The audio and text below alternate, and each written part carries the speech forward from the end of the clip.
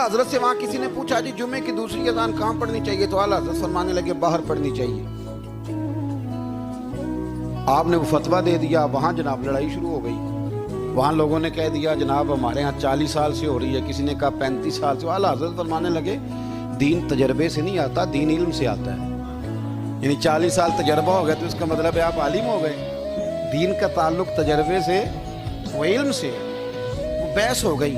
आला हजरत ना अंग्रेज की अदालत नहीं जाते थे, फरमाते थे अदालत तो वो होती है जहाँ अदल होता है, आप उसको कचहरी कहते थे, अदालत कहती नहीं। तो कभी गए ही नहीं थे। उन्होंने मुकदमा करा दिया, आला हजरत पर्चा कटवा दिया जी, मौलाना ने फसाद करा दिया। अब वो जज मुसलमान था, उसने रीड कर लिया। वो जो नायब कासद नहीं, वो अदरी जिसको कहते हैं आवाजें देता है, फलां बिन फलां हाजिर हो, वो आला हजरत का मुरीद था।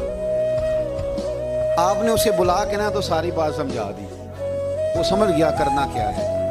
जब बारी आई ना आला हजरत की, तो जज साहब ने केस पहले पढ़ लिया था कि ये मसला है।